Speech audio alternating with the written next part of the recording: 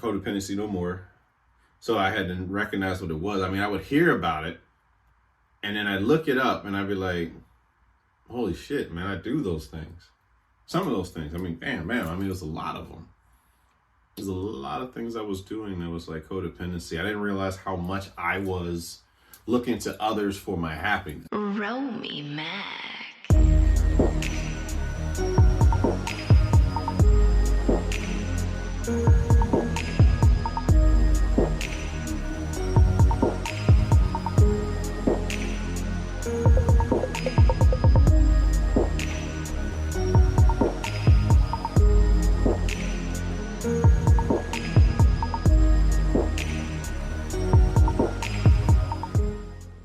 What behaviors won't you tolerate in others? Okay, so I look at this from two separate lanes.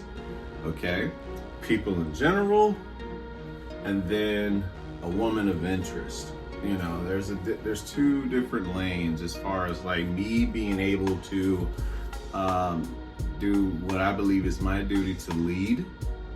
And then as far as just everyday going, just having healthy boundaries, if that makes sense. I believe there is a certain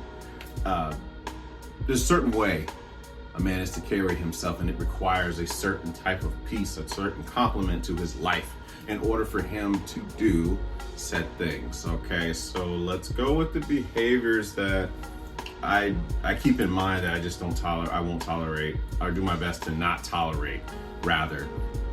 And I would say my day-to-day life. Number one, people who project, right? And what I mean by project are like somebody believing that their way is the right way. Like, yo, you gotta do this thing. You should live this way and you should go do this. And I'm not really a fan of that shit. You know what I'm saying? I'm not really a fan of somebody telling me what the fuck to do with my life. Not on some ego and like little kid shit. You can't tell me what to do. It's just, you know, I tune it out. Now, there are certain times where I will set a boundary with someone about that, but for the most part, it's just like, I know, I get the gist of what they're saying when they say you should do this. They're recommending this to me. But there's some people that are really forceful. Like, no, come watch this shit.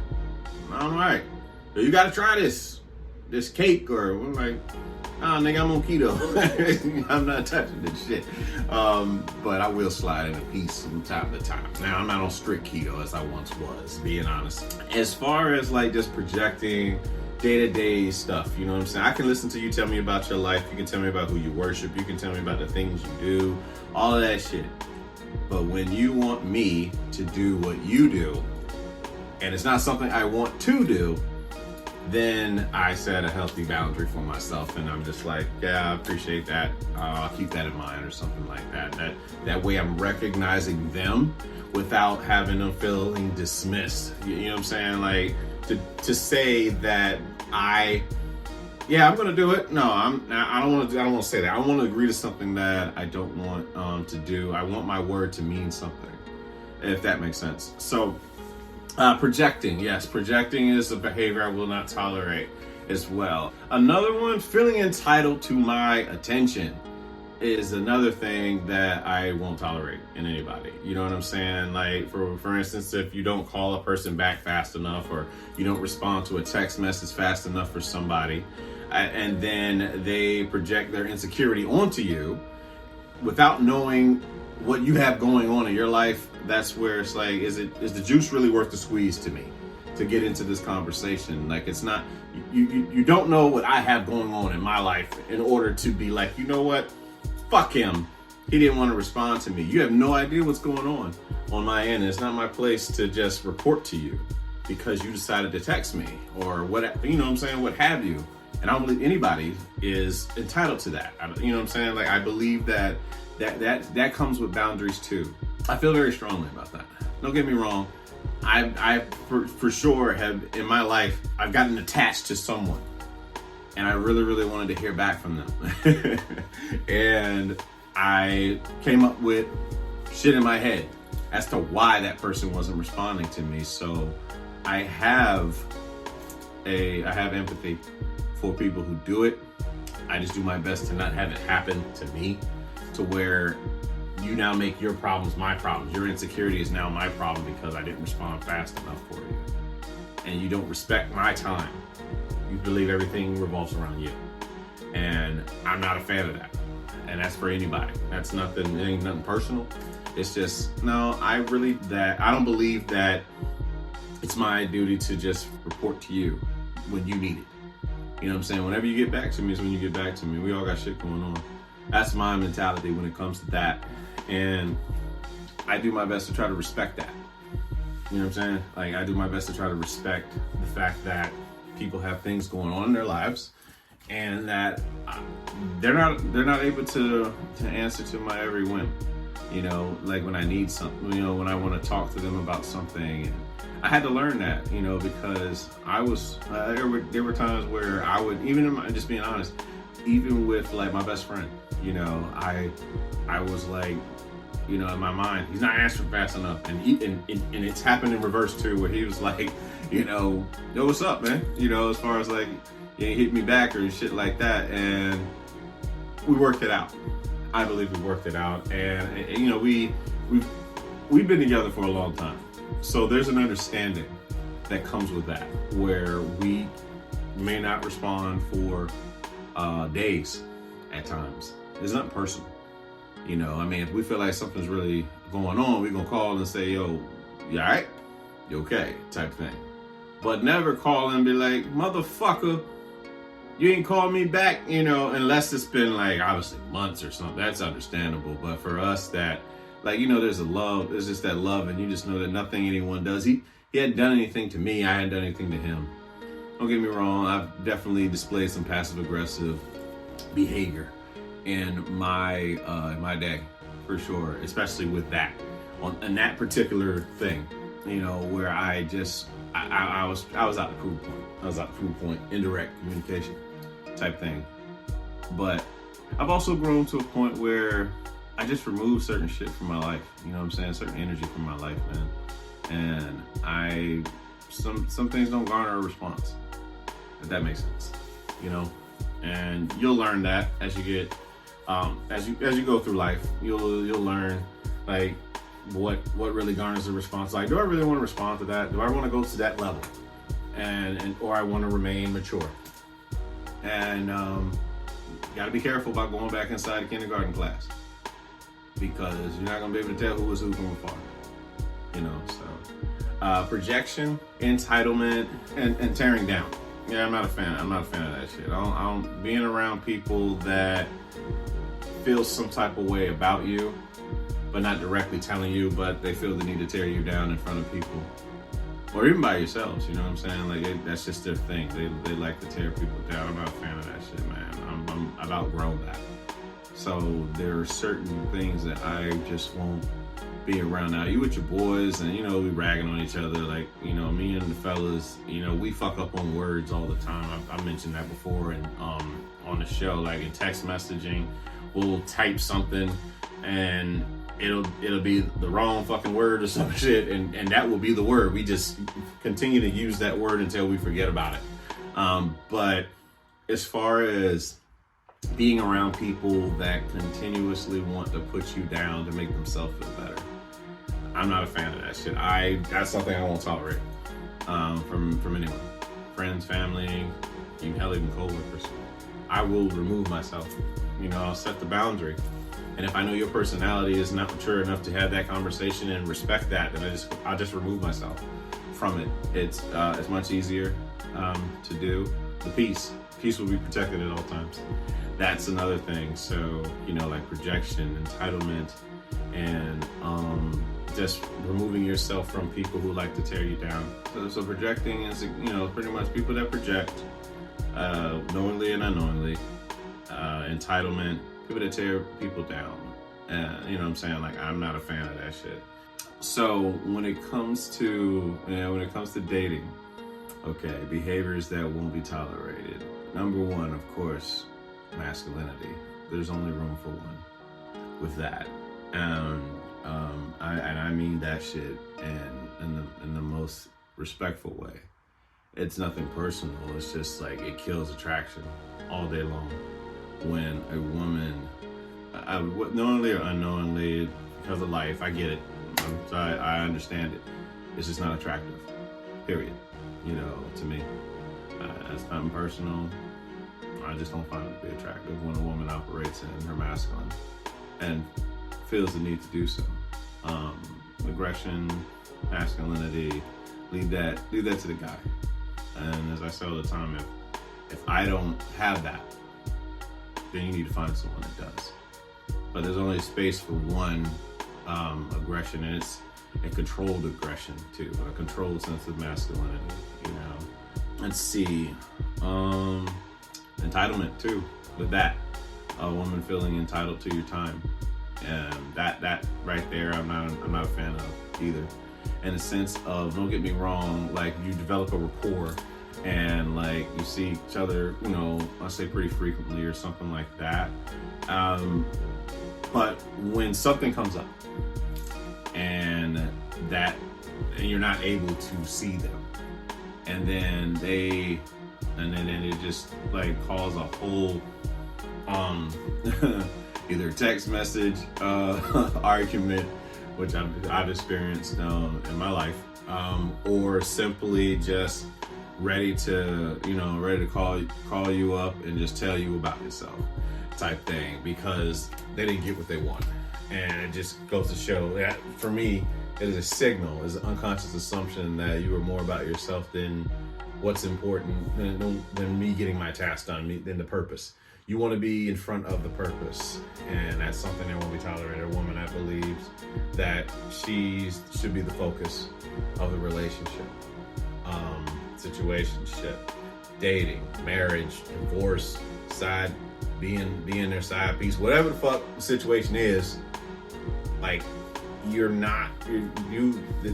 man must have the purpose before the woman, or he will lose both of you. And it makes sense later on down the line. And because it's tough.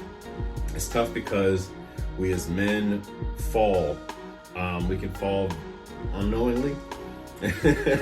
And some of us can intentionally, fall. And once we do that, that little boy comes out. Unhealed parts of that little boy comes out, and it becomes unattractive. Yeah, there'll be love there, of course. But love without attraction is a prison sentence, in my opinion. Well, no matter how you slice it, love conquers all. I'll make a strong argument that sometimes love is not enough.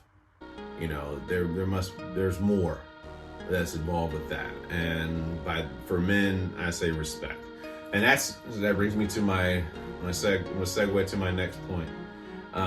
Disrespectful. A woman that is disrespectful. A woman that tears men down. You know what I mean? And then tears men down in front of other people. too.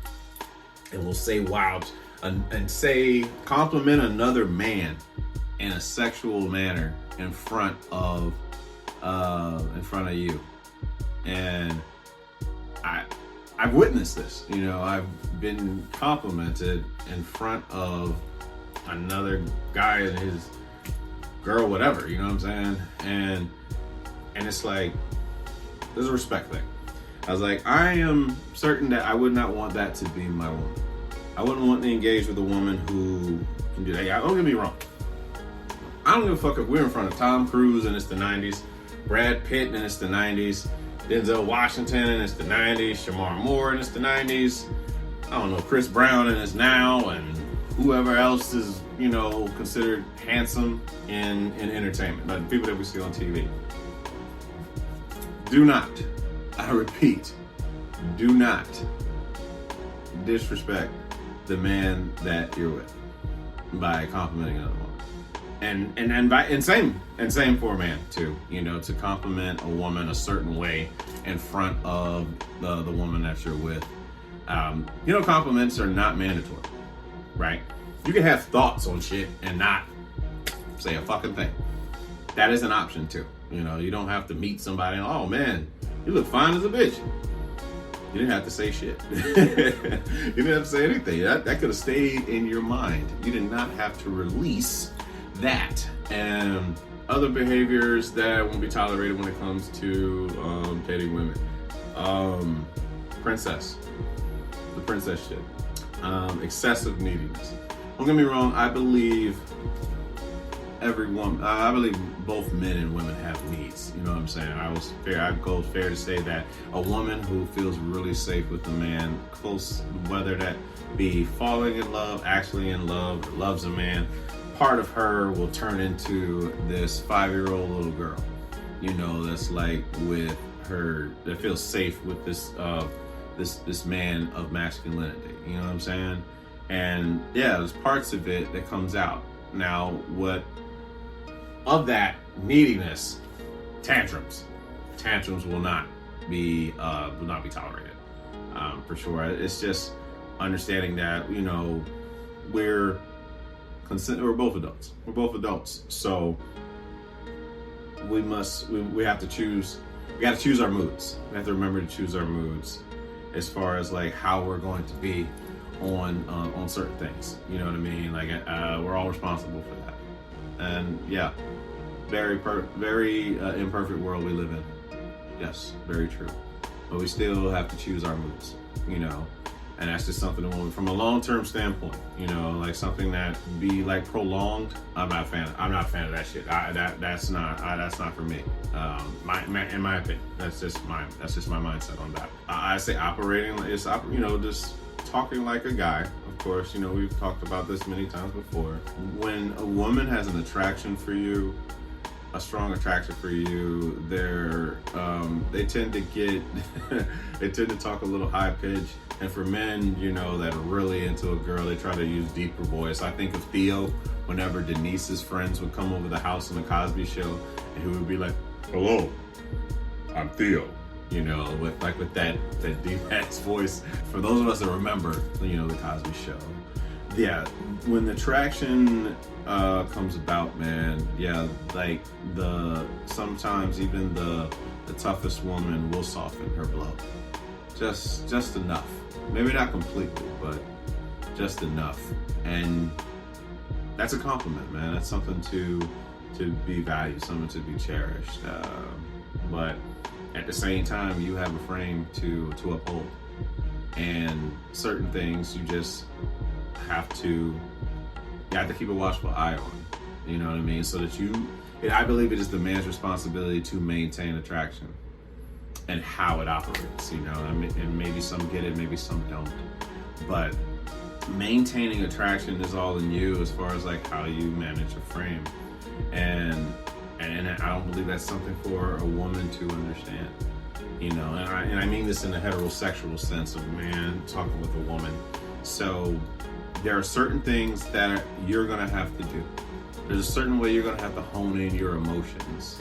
And sometimes the women that you deal with that may not understand that. Yeah, the woman that you deal with may not understand that.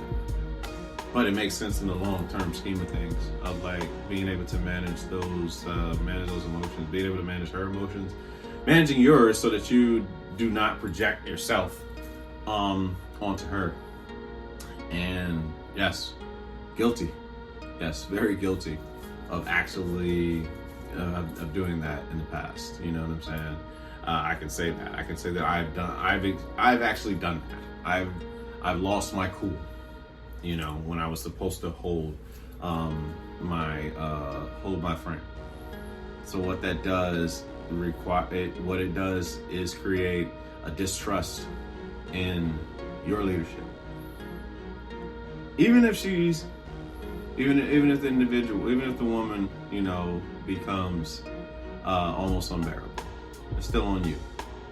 That is your responsibility. So when things do go south, accountability must be taken. You know what I'm saying? One or two things. You got to manage it or you got to remove yourself.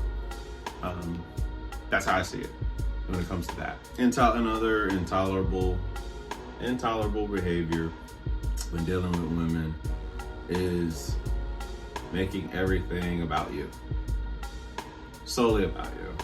I believe you know what I mean by that. Like, you're sitting there, you're sitting there, you watch the TV, it's like your boy and his girl or some shit like that. And some girl comes on the TV, somebody makes a comment about her being attractive, and then that somehow becomes an argument.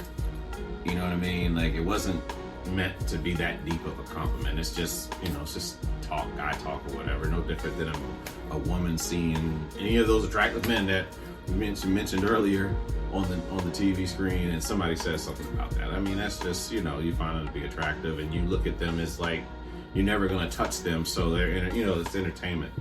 But to take offense, like, it's disrespectful to say that, you know, that type of shit. You know, I don't necessarily agree with that. I respect that woman's opinion on it. I just don't agree that it was meant in disrespect.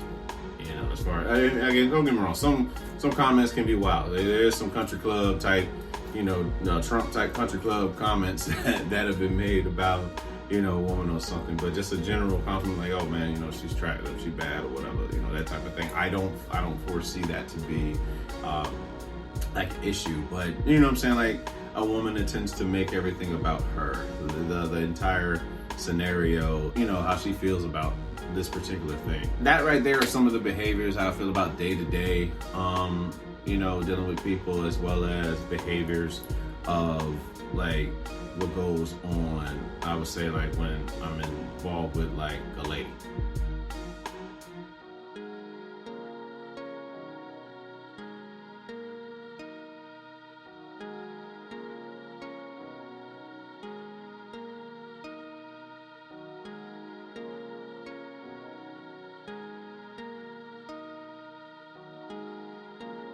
What made you want to improve?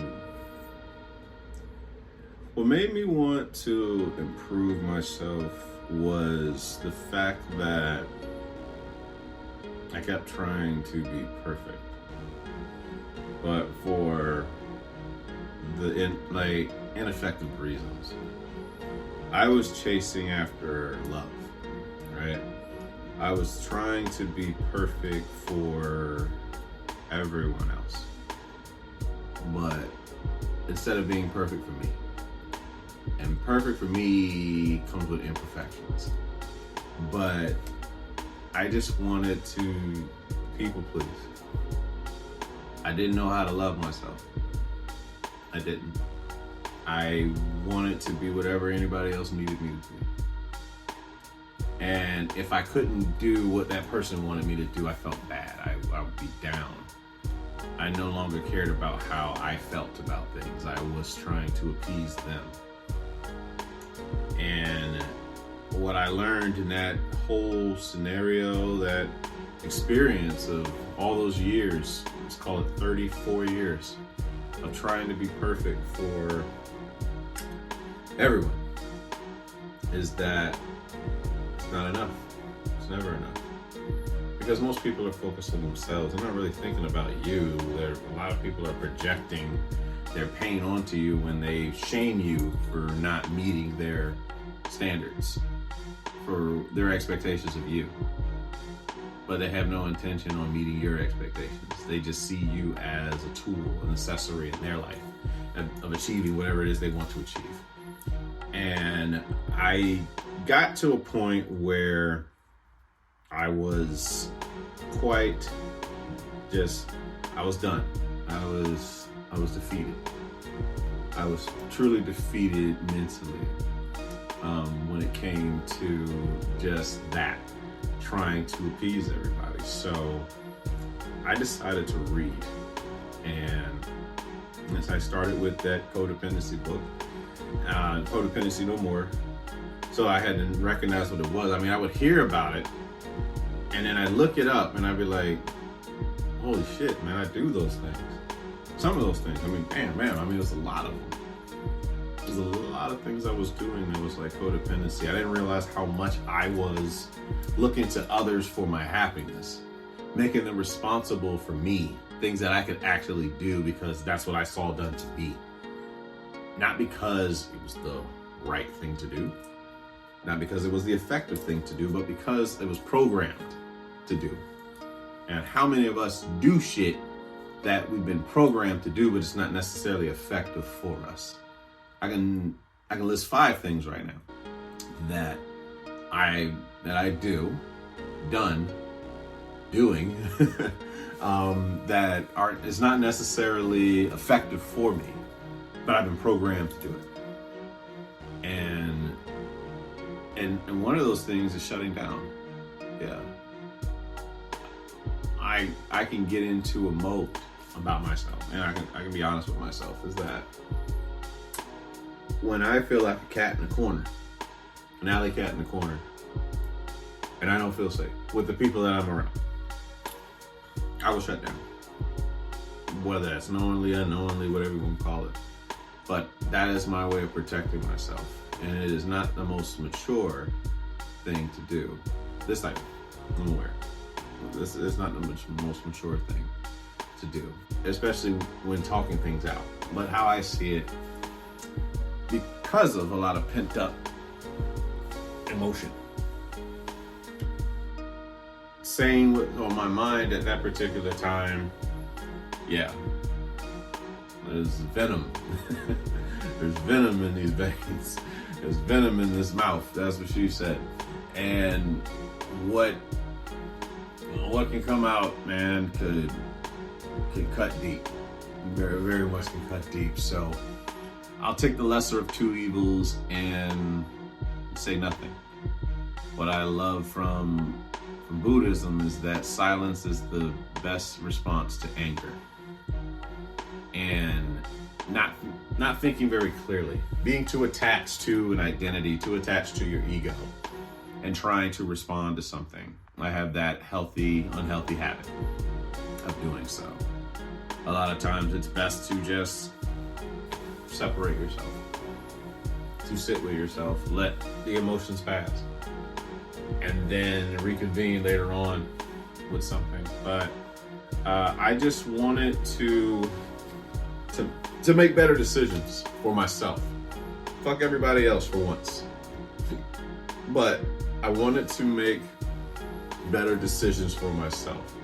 And if I can learn how to love myself, then maybe, just maybe, I can learn how to love others in a healthier way. And not so much what I had seen, what I had been taught.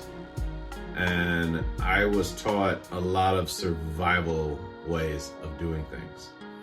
That isn't necessarily the most effective. That's another thing. You know, I said, like, trying to live on survival is one of those 5s. You know what I'm saying? Like, that I can say is something that is ineffective. I live with the fact that often I live in survival mode.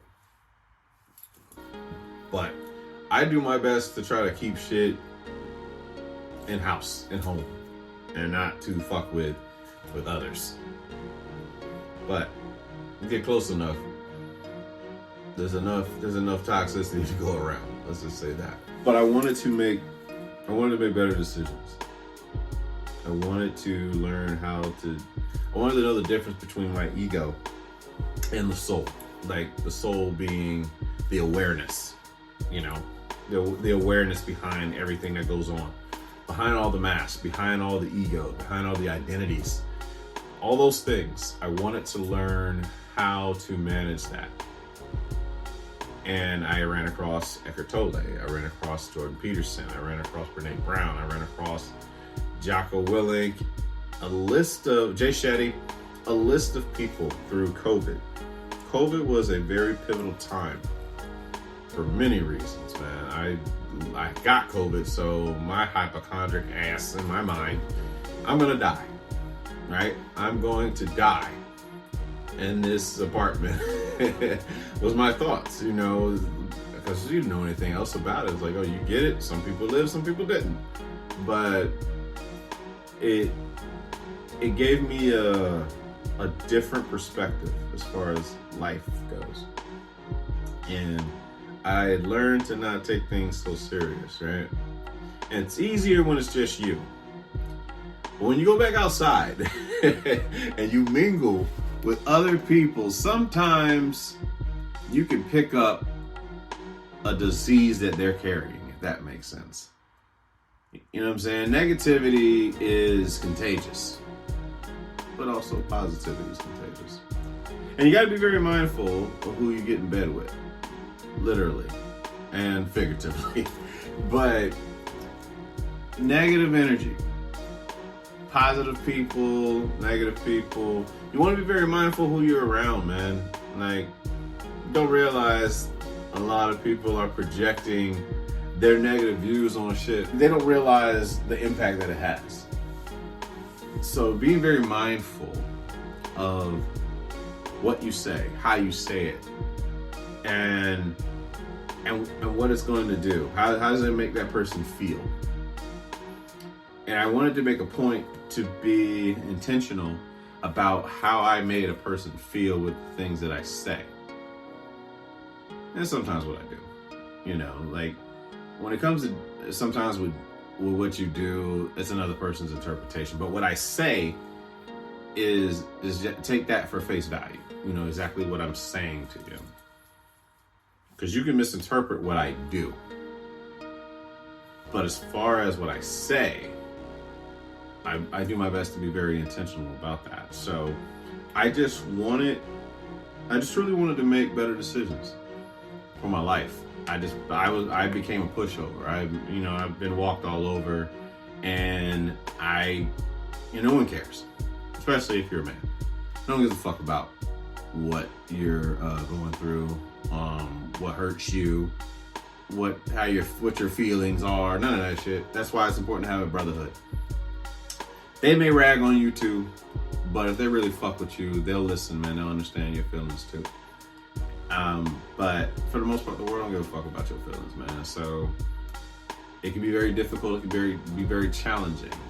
And I wanted to understand those feelings. I want to understand how I was feeling. I want to understand my triggers. I want to understand how to deal with said triggers, emotions, separating myself from them, all that. I was doing my best to kind of deal with that. And it's still a work in progress.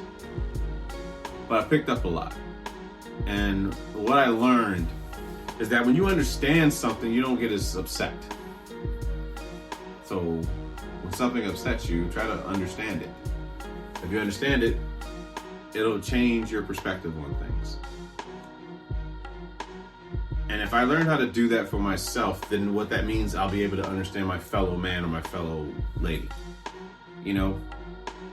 And I'd say a lot of growth is going with that. I think the biggest thing for me was being okay with somebody being upset with you, especially if you haven't done anything and they're just projecting their pain. Because the previous downloaded version of me, let's say 2020 and back, I would have tried to fix whatever it is that you came to me with. today, I will analyze the fuck out of it. And if it's within my means, a viable reason to do it, then we can rectify the situation. But if you're just projecting your pain on somebody that actually cares, and you just think you're gonna get away with it, I'm gonna show you how I get down. You know, that's how I see it. I'm okay with being left alone. I'm okay with being left. I understand that a person is doing what was best for them. And that's just what it is, man. So I don't trip about that. But I just wanted to make better decisions. I think that's what made me want to improve myself. And I wanted to understand people. Black Socrates. I wanted to ask a lot of questions. I wanted to know what psychology even is. I've yet to go to school for it. I just enjoy it. I enjoy it the way the average sports fan loves their sport.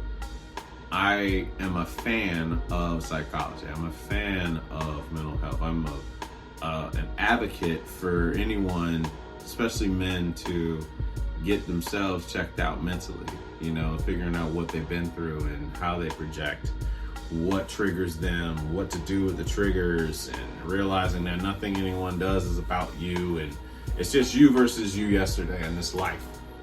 So when you get too attached and then you project your pain and your insecurities onto others, and you try to make somebody responsible for your happiness, being able to reel yourself back in so that the situation can be handled by you. It's not for them to do it. It is on you. That's taking accountability. But yeah, that's what I really wanted to do about, what made me want to improve myself. I really just want to make better decisions in life for myself. Not so much the right decisions, but just healthier and more effective decisions for my life.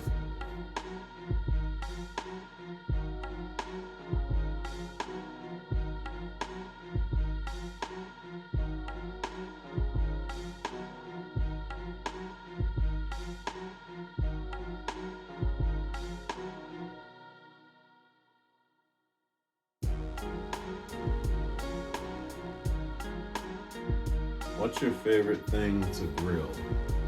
Right now, my favorite thing to grill really is, I really like to grill boneless, skinless chicken thighs. I'm obsessed with Panda Express's grilled chicken, from just keto shit, and I wanted to make my own. So, being able to have the boneless, skinless chicken thighs and just having them sauced up just nicely and letting that barbecue, as my boy Ashton would say, that barbecue sauce on it with that real nice coating. I really do like that. I started out doing ribs during COVID. That's the first thing I wanted to learn how to grill, and then burgers, dogs, all that shit, chicken and stuff. But for the most part, I'd say boneless, skinless chicken thighs, and just trying to make a healthier version of Panda Express's grilled chicken at the house.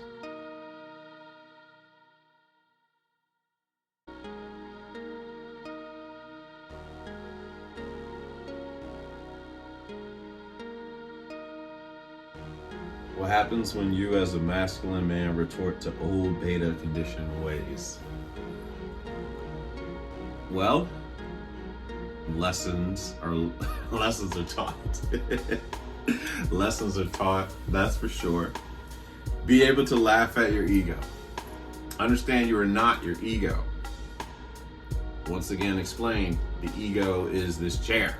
It will get you through certain things. It will stand you up sometimes. It will not stand you up because you're sitting in it, but it will hold you up a lot of times. It protected you in a lot of things in your past, but you are not your ego.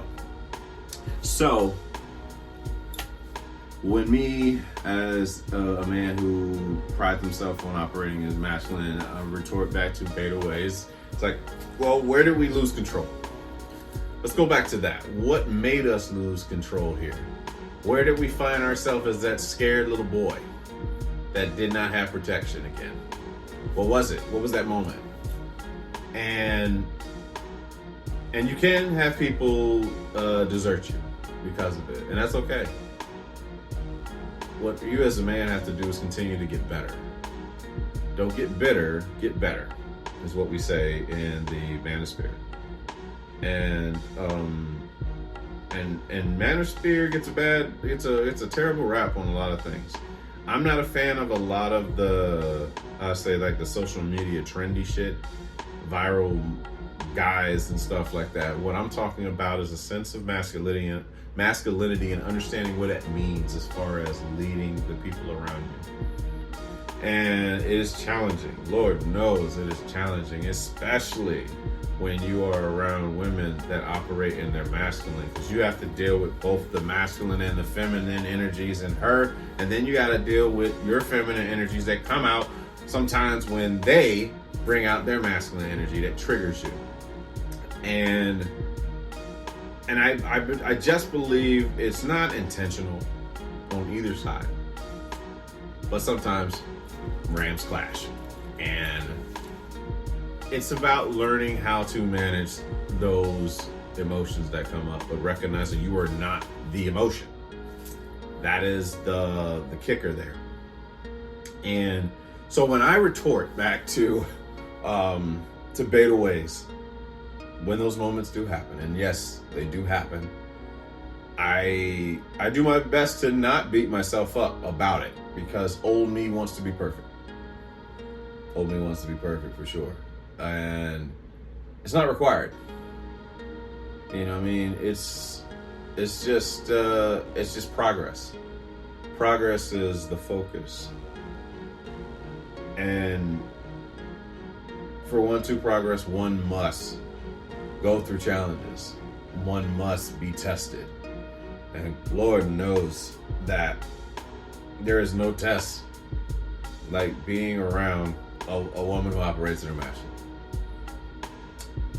There's just so many emotions being carried out. And it can sometimes trigger you. For sure. It can. It'll be at work or your personal life.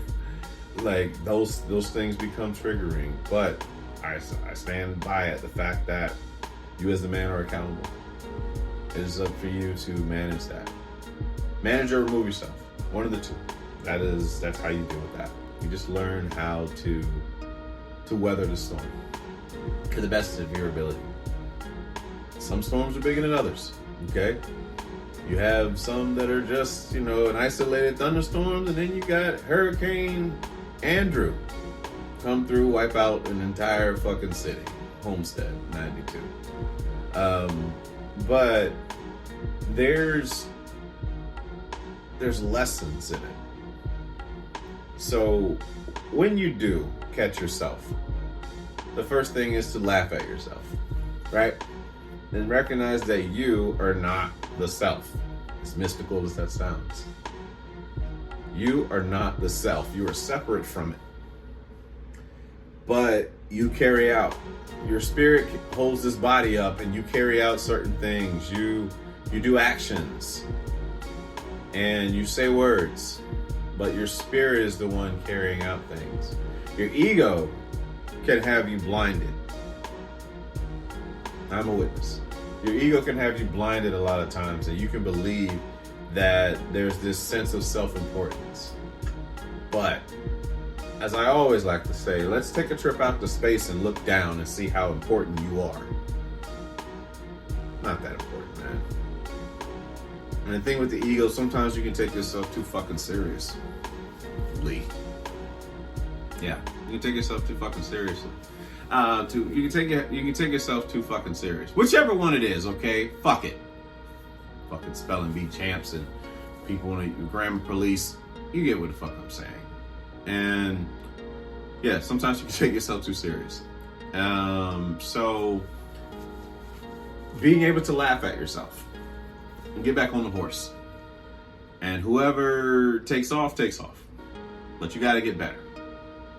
That's what men who operate in their masculine can do when they retort back to, ways that once they were programmed by, because it happens.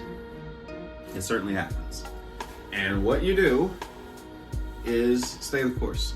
You stay the course. You don't let petty things annoy you, as Earl Nightingale says to me every Monday when I listen to The Secret. The Strangest Secret. I listen to that every Monday. Every Monday morning when I wake up, The Strangest Secret by Earl Nightingale. You can Google that. You can YouTube that. Probably on Facebook.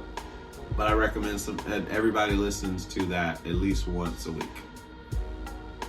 Hell, you'll be bold enough to listen to it once a day. 30 minutes of your life and it'll change your life. But don't let petty things annoy you. And sometimes you can get off course. You can get caught up in routine. You get caught up in doing things that you used to do, your default mechanism. And then you display it. But there's certain calling for you. There's not room for error when it comes to being that of what I deem to be, I would say, a high value man. At least for my and there's different tiers for this shit. You know, there's levels to this thing. But for the tier that I believe that, you know, I'm working in, there's very little room for error and just continuously making poor decisions for yourself. So it's being able to recognize those errors of judgment, error of ways, and then rectifying them as soon as possible. Because certain choices can have consequential damage to you. And sometimes even fatal. But being able to hone all that in, accept that you failed, but you're not a failure. It's all right to fail. And, you know, and by that means you're trying. So continuously going forward. But when certain decisions are made and it costs you attraction, just deal with it. Just get better. That's all. It goes round and round. I assure you, it goes round and round. You know, you listen to the song "That's Life." Frank Sinatra talks about, you know, he's been up, he's been down, he's been over and out. And, you know, just that. Take on life. Fall. Fail as soon as possible so that you can learn how to be better, man. I would say I've had my fair share of failing throughout life. And by the time you think you got life figured out, life has already shifted. And it'll be time to learn a new lesson. So it's remaining a student. Doing your best to remain to be a student throughout life. And not believing that you have everything figured out. Myself included. Sometimes the ego can take the wheel. You got a little Rome, which is part of your ego.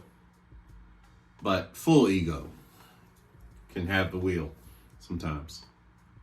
You got to make sure that the soul is steering the ship. Or we will crash. Hard. I'm going to crash really hard. So when you retort to better ways, be honest with yourself, own it, accept it, and move forward. That's what I would say to that. For the times that I do it, the times that I've done it, continue to move forward. Recognize that, yeah, you lost your cool. You let out the Hulk. I mean, I say it all the time. It's like, you know, whenever that side of the alter ego comes out, especially from a mental health standpoint, when you get triggered, you lose. When you lose your cool, you lose. And you have to accept that. You have to be more mindful of your emotions. That is not masculine to me. When I lose my cool. No, that's me operating fully in my feminine and not knowing how to manage my emotions. So it just comes out in the closest, you know, caretaker that I had, which was my mom, you know, and learning from that, wanting to feel seen, heard, and loved. And it's a challenge. It certainly is a challenge, man, but I'm up for it. So continue to fail. With that being said, we're going to end this shit. So once again, my friend. My name is Romy Mack. This is Ask Rome. And we're done. I'm out. Good night, kids.